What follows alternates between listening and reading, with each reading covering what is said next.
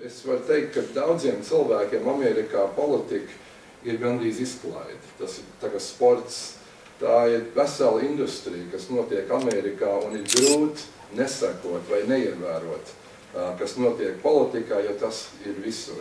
ASV mēdī, Hollywood un tas, kas Ņujorkā tiek veidots, ļoti ietekmē cilvēku domāšanu un skatu uz politiku.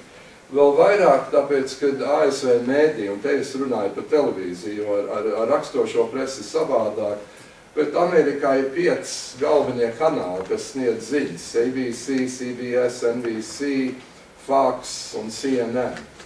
Un ja jums, Latvijā var redzēt CNN, bet ja jūs redzēt vispārējos, tad jūs redzēt, ka vairākas lietas, pirmkārt, kad ziņas ir nepārtrauktas, ja kurš cilvēks, kas ir, traks par ziņām Amerikā, var nolikt 5 televizorus tev priekšā un skatīties vienlaicīgi, kas notiek uz visiem kanāliem, un es jums varu apsolīt, ka vēlēšanas laikā tā arī bija.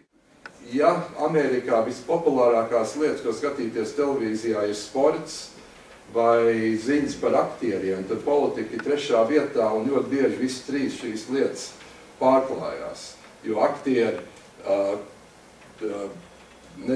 atbalsta politiķus, ļoti aktīvi ir iesaistījušies vēlēšanas kampaņās, politiķi atkal labprātīgi tiekās ar aktieriem.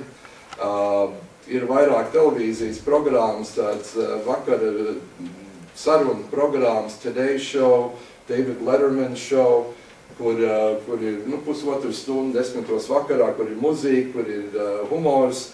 Visi politiķi ir tikt uz šīm programmām, jo tā ir tā vieta, kur tu vari parādīties tādā vieglā veidā. Mēdījiem ir ļoti liela ietekme uz to, ko cilvēki domā, ko viņi zina, ko viņi saprot.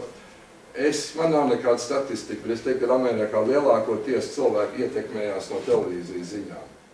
Es domāju, ka Latvijā drukātajiem mēdījiem joprojām ir ļoti būtiski ietekmi, un tas varbūt ir arī tāds atšķirība no Amerikas. Un tas arī nosaka faktiski to ziņu pasniegšanas veidu vai to pētniecības līmeni. Diemžēl lieta, ko es varu salīdzināt gan Amerikā, Latvija, ir, ka ļoti ātri mēs aizmirstam, ko politiķi ir agrāk teikuši. Kaut gan presa to atspoguļo, bet cilvēki aizmirst. Vienkārši iet uz priekšu un saka, tā bija, bet tagad ir kaut kas cits. Un man tas ļoti traucē Latvijā, kad kādreiz ir politiķi, kas ir kaut ko pilnīgi ārprātīgi pateikuši, un tas ir pirmā lapas pusē, bet pēc 6 mēnešiem tas ir pilnīgi aizmirsts. Un es pats gribēju to biežāk redzēt, kad ir vēlēšanas kampaņa, ka viņi tiek atgādināti, vai caur mēdī, ka tiek atgādināti, ko viņi teikuši. Un lai viņš šodien atbild, kā tad tā ir, kad jūs tad teicat to, šodien to, vai jūs varat uz to atbildēt, jo daudz vispār negrib. Sadurās tādas 2 intereses. Viens ir, lai tu īstenotu nopietnu politiku, tev ir jāskatās ilgtermiņā. Un tas tā ir. Tev ir jāspēj skatīties 3, 4, 5, 10 gadus uz priekšu. Bet šāda politika nekad nevar dot momentālus rezultātus. Tev ir tas cikls, lai tu dabūtu koku, tev ir jāiesēj sēku, un tur ir ilgi jāgaida tas rezultāts. Bet man liekas, ka tā mēdīja vide, kāda šobrīd ir, un tas ļoti straujais dzīves ritms, viņš it kā liek prasīt, bet kur tad ir tagad? Mums vajag tagad tūlīt šo rezultātu. Un mēdī nāk ar šo jautājumu pie politiķiem, un viņi ir spiesti visu laiku domāt, kas ir tas brīnuma trusīts, ko viņi var izvilkt ārā no savas kabatas, lai dotu to sajūtu, ka mēs tiešām strādājam. Un man liekas, ka cilvēki arī nav varbūt gatavi gaidīt to rezultātu. Kaut gan ir lietas, kurām ir vajadzīgs tas laiks. Ir tāda lieta, varbūt jūs esat dzirdējuši tādu frāzi angļu valodā soundbite, skaņu kodienas, un tas nāk no televīzijas, kad televīzijas ziņas atnāk un politiķi grib nointervēt, bet viss, kas viņiem interesē, ir kaut kāds 7 sekundes citāts. Un viņi to sauc par soundbite. Un politiķis var runāt 10 minūtes, viņam tas neinteresē. Un tagad tie sabiedrisko attiecību konsultanti, kas apmāca politiķis, viņiem saka, tu tikai runā 10 sekundes, tu tikai pasaki to, ko tu gribi. Ja tu runās 10 minūtes, tad noteikti kaut ko stulbu pateiks. Un viņiem interesēs tas, kas ir stulbs. Ar arvien grūtāk arī man kā politikas zinātnes studente ir saprast šo masu mēdīju ietekmi uz politisko rekrutēšanu. Jo ļoti bieži parādās šis jautājums, ka ir tagad, piemēram, Latvijā, ja skatāmies, ir šī vienotā politiķu kopa, un kas tad nāks pēc šiem politiķiem.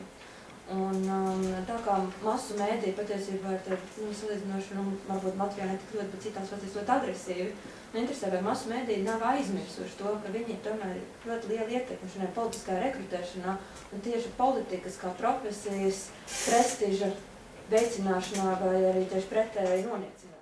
Ja iet runa par rekrutēšanu, teiksim, jaunu politiķu meklēšanu sabiedrībā, tad jā, tas daudz aktīvāk notiek Latvijā, jo Amerikā tas nav jādara, ir pietiekoši daudz kandidātu, visur Amerikā, katrā pilsētā, pašvaldībā un štatā ir politiķi, kas ir gatavi iet uz lielo politiku. Es domāju, tā problēma Latvijā ir, kad ir zinām, tāds ļoti šauri skaits cilvēki, kas jau ir politikā, un tad es to esmu arī bieži piedzīvojis, ka žurnālisti nāk un prasa, kas būs nākamie, un viņi jau sāk meklēt. Un, protams, partijas arī meklēt. Sevišķi, ja pēkšņi tauti parādījis, ka viņi ir neapmierināti ar esošiem, mēs jau pēdējā gadā esam dzirdējuši, kā grib Saimu atlaist un tikt vaļā no šiem 100, kur būs tie nākamie.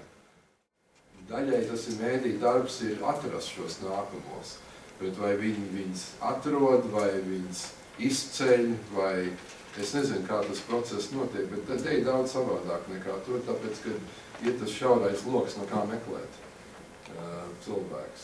Tur ir tā atpust gan recycling, te vienkārši tos paši cilvēks lieto un apmaiņu, un drīz mums nebūs, vismaz no viena paudze vairs nebūs pieejamie cilvēki, kas nav bijuši jau politikā.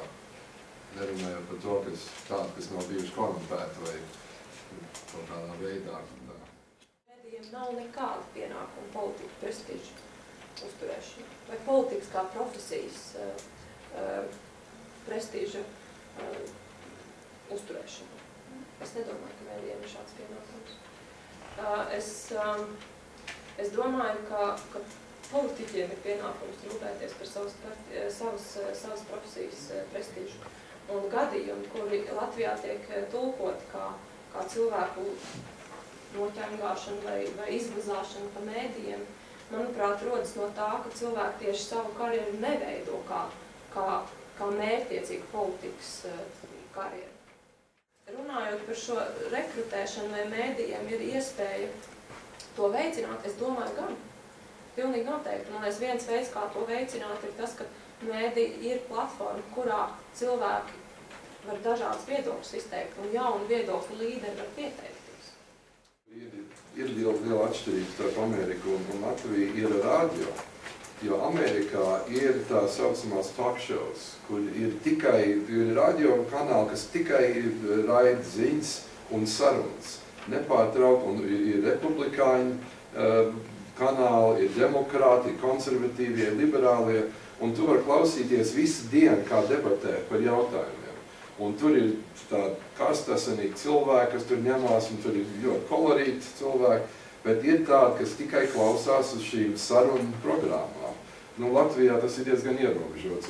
Tas ir Latvijas radio, ko var dzirdēt šur tur, bet tāds pastāvīgs debats par jautājumiem nav. Un tur ir iespēja gan izgāzt visu savu žultu un tā tālāk, vai iepazīties ar cilvēkiem. Un, ņemot vērā, cik daudz cilvēku ar mašīnām brauc, klausās radio, Amerikā ļoti daudz arī uz to paļaujās, uz radio programmām.